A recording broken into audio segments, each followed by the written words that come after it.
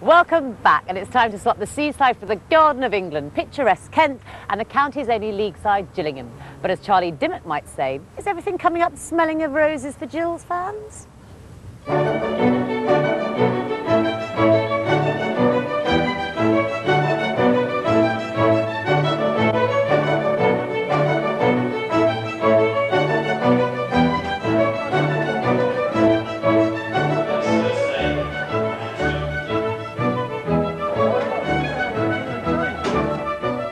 Gillingham has put the Medway towns on the football map.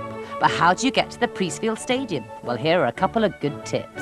Well, you've got two routes, really. Either coming by car, you're going to be probably coming down the M2 from London, whichever direction you're coming from. You need to get off about junction 4, head down to the bottom of the dual carriageway, turn left and follow the signs for Gillingham. British Rail, straight out of London from Charing Cross, Victoria. Takes less than an hour. You come straight out the station, do a quick left and you'll see the floodlights. Quick 2-minute walk and you're there, straight to the away end. And are away fans welcome at pubs around the ground if they want a quick pint to get into the mood for the match? I mean, we always treat away fans as though they're home fans. It's just the nature of the club. Livingston Arms, exactly 2 minutes walk away, that's all it is. Very welcome before and after the game. It's a mixture of both fans, Gillingham and away. Opposite there you've got a nice little eating area, the Livingston Fish Shop. Again, a nice fish and chip before and after the game.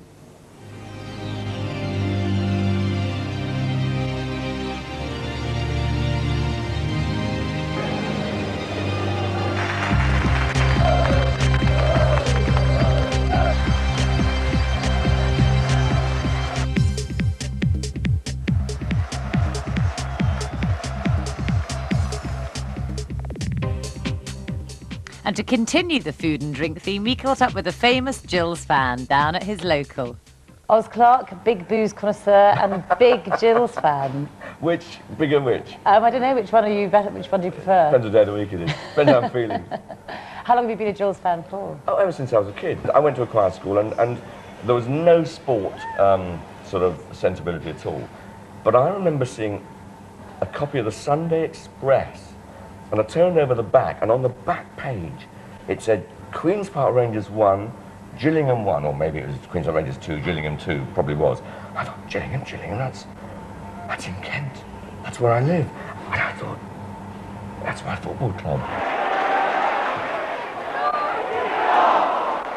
Do you feel closer to the club because it's a smaller club? Much. Yeah. Much closer. But I walk down, you know, go to the train station, you walk down the same old streets. Nothing has changed in Gillingham. The fish and chip shops are the same. The hairdresser on the corner is the same. And I know it's all changed, but it doesn't feel as though it's changed. Priestfield is still a beautiful, tidy, homely little place. And when you go to Gillingham game, do you go as a celebrity or do you go incognito? I just go like I always did. That's another fantastic thing. I mean, the chairman doesn't know I exist, which is great, because I never have to go into the director's box. Most of the people around say, hello, you know, and just occasionally say, hey, Ozzy, what we're going to have for dinner tonight, you know. But most of the time, it's absolutely fantastic. You just do what... I mean, I've been doing it forever.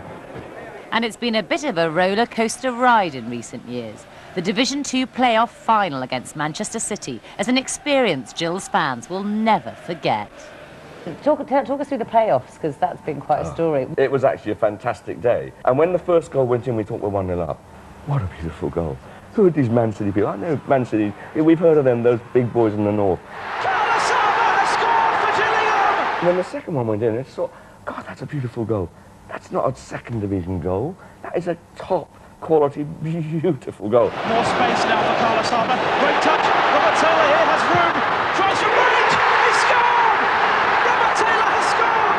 Gillingham are heading into Division 1. I stood on the pitch and looked at the scoreboard and it showed Gillingham were 2-0 up and thinking we're in dreamland, you know, and this is, am I dreaming, you know, I pinched myself, but and then I looked up and it was 2-2 and I thought, oh no. Sean Gota, tackle comes in, Kevin Horlock has driven that, can't get his shot in, Dickoff, he scored! Paul Dickoff has scored for Manchester City and Gillingham can't believe it! We never threatened in extra time. And then it came to the penalty shootout and I just thought, fellas, you're not ready for this, you're not, and they weren't. once it went to penalties. I think because of how far we come, being 2-0 up, I think that I just in my own mind thought it's not going to be our day then, because we'd let them back in the game. Butters with the responsibility. Deafening sound. Guy Butters must score. He doesn't. He's missed. It's a fantastic day, and there was a lot of tears as well at the end of it. I know I was very, very emotional. But as I say, it's definitely one for the scrap, but I'll never forget that day. But just 1 year later, another playoff final, a very different memory. And of course, your fortunes were all reversed again against Wigan. I was doing a show at Olympia. I had to get a stand-in for my last performance. Looky like Clark. Looky like Oz Clark, with lots of hair and tall and handsome and fit and tanned. Just like us. Just like me. And I went up there to meet a bloke in the pub. I didn't know who I was looking for, what he looked like. There's a pub. I've been in that outside, position myself. I'm just going to hang around over there for like another 10 minutes, and I'm going to have to go and get a scalper. And then suddenly there was this thing over the channel when Mr. Clark keys come to the door, and this chap just said, well, here's your ticket. And I thought,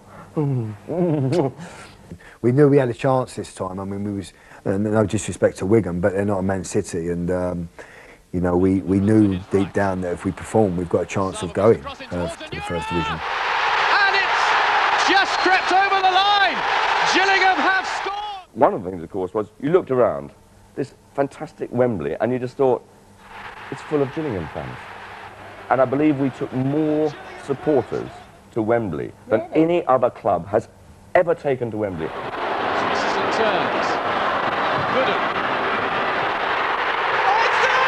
Andy Thompson's goal in the Wembley playoff, the final, the goal that made it, the goal that stole it, they say. No, we didn't steal it. We always knew we were going to win that. The defender, this time, Andy Thompson.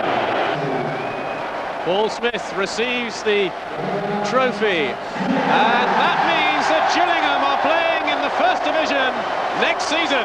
It gives you goosebumps. You just, you know, it stands the hair up on the back of your neck. It just, you couldn't believe what you had achieved. Oh God, we ended up in the West in Soho. Well, you would, wouldn't you? Well, yeah, but no, Tash.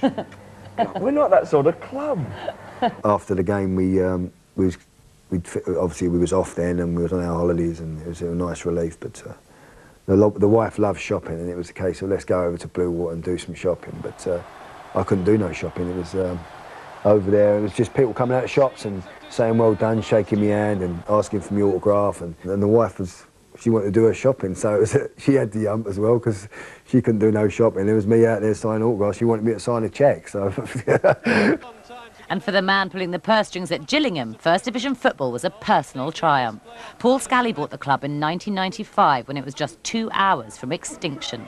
Now they compete at a level fans only dreamt of back then, and he's looking to the future. Paul, you're in the process of rebuilding the club, so what have you been up to? Well, the room we're in now, this is the Players' Lounge, probably one of the best players' lounges in football. But very plush. you know, we've decided to build it along the lines of what we want it to be, not what everyone else does. And so is that an eye to comfort and so on? Well, I think so. I think what we tend to try and do is be a bit individual here. You know, we don't necessarily follow the pack and do things the way everyone else has done You're things mavericks. in football. Well, we just like to do things our way, really. When he's tackled, now Hessenthaler, he's got Anora and Southall arriving late. Hessenthaler's going to go all the way, and he's buried it! And with Andy as your player manager, does that help morale? Does that keep things quite tight? I think so. He's been here 4 or 5 years now, Hesse, and he knows the sort of way we are, the culture we have to create here. And I think when Peter Taylor went off on to Leicester, it was a question of he was suitable for the job and fitted in like a glove. Yeah. So I built him a nice lounge actually, which is. This is his treat. This is his little lounge. This is his little empire. This is his but lounge. he entertains. For getting us into the First Division, we built him a lounge. So what's he going to get when he gets into the Premiership? He'll get his own 2 suite. Lounges, lots of lounges. Ball played on, now is this too? It most certainly is. And the player manager scores for Gillingham. We went to train at Liverpool at their academy, and when we played Blackpool last year, I think, they got a hydrotherapy pool. So I immediately got onto Mark, the architect, and said, Mark, I've seen this hydrotherapy pool. I want one of them. We want one. So how are you going to christen it with a big nuddy orgy in the hydrotherapy pool? We hadn't planned on it, but now you mention it. Do invite me. You know, is that sort of show? Now, Paul, I can't help noticing as I look around this huge, nicely redesigned, renovated stands, that the away stands aren't quite so sexy. I think they are. It depends what you like, really. They're a bit al fresco, aren't they? Well, actually, I might add, they're not just away fans, it's some of our home fans as well. And this is the fourth side that we still haven't got around to doing. Is all this part of the bigger plan, get them Yeah, I cold mean, and wet? once we finish this, well, not really, it wasn't intentional. Sounds terrible, doesn't it? I know they're not the best of facilities for away fans, but once we've finished working on this and we've got a bit more money, we'll do that straight away, hopefully within the next 2 years. And then do you think it'll be finished here?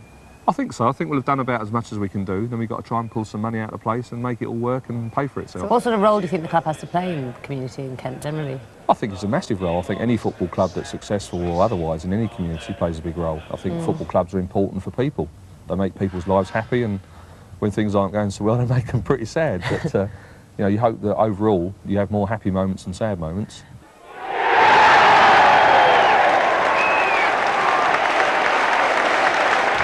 Now it's time for a break. Next up, we set sail for Portsmouth as Webbo dons his sea legs. Just watch out for those sailors, mate.